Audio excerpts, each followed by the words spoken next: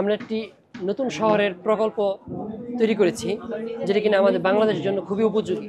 কারণ বাংলাদেশে অনেক পরিমাণ উর্বর জমি আছে, কিন্তু আমরা সেটা ব্যবহার করতে পারি না। সেই সমস্যার সমাধানেই আমাদের এই প্রকল্প তৈরি করা। সেটা হচ্ছে রাস্তার উপরে পুরো শহরটাকে নিয়ে আসা হবে, এবং রাস্তার পাশে যেখানে কিনা শহর বা বিল্ডিং হওয়ার কথা ছিল, সেই জায়গাগুলিতে আমরা চাষাবাদ করব, এবং এর ফলে আমরা এই প্রচুর পরিমাণে প্রাকৃতিক সম্পদ উৎপাদন করতে পারবো। এটি হচ্ছে আমাদের এই প্রকল্পের মূল থিম। হ্যাঁ, এবং এই শহরের মধ্যে মসজিদ, স্কুল, তারপর হচ্ছে শপিং মল, বহুতল ভবন, হাসপাতাল সবকিছুই থাকবে। উপর দিয়ে কোনো গাড়ি চলাচল করবে না, মানুষ হাঁটা চলাফেরা করবে।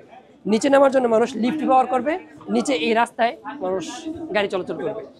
তো গাড়ি চলাচলের জন্য যখন এই ব্যবস্থা করা হবে, তখন রোডগুলো অনেক বড় হতে হবে, কারণ উপরে শহর থাকার জন্য রোডটা তেমন বড়ই লাগবে।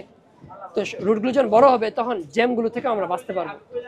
এবং আমাদের বাংলাদেশ যেহেতু বন্যাপ্রবণ এলাকা অনেক বেশি, তো যদি বন্যা হয় তাহলে নিচের জায়গাগুলোতে প্লাবিত হলেও উপরে সকল মানুষ সুস্থভাবেই থাকতে পারবে, ঠিক আছে, এবং তার চিকিৎসা, স্কুল সব কিছু তারা ব্যবহার করতে পারবে।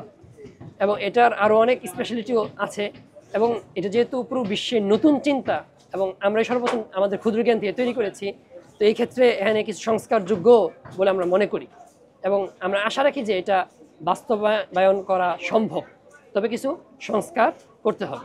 আমাদের এই প্রজেক্টটা তৈরি করার ক্ষেত্রে খুব চিপ কস্টের ছিল, ঠিক আছে, সর্বোচ্চ 4 থেকে 500 টাকা আমরা খরচ করেছি। হ্যাঁ, তো একটু মেহনত করতে হয়েছিল, মোটামুটি 1-1.5 দিনের মতো। আর এখানে এসে আমাদের ভালো লাগছে এই কারণে যে আমরা যে একটা নতুন ক্রিয়েটিভ থিঙ্ক তৈরি করেছি, সেটা আমরা মানুষের কাছে বলে বলে তাদের কাছে আমাদের চিন্তাটা প্রসার করতে পারছি। এটা আমাদের অনেক ভালো লাগছে।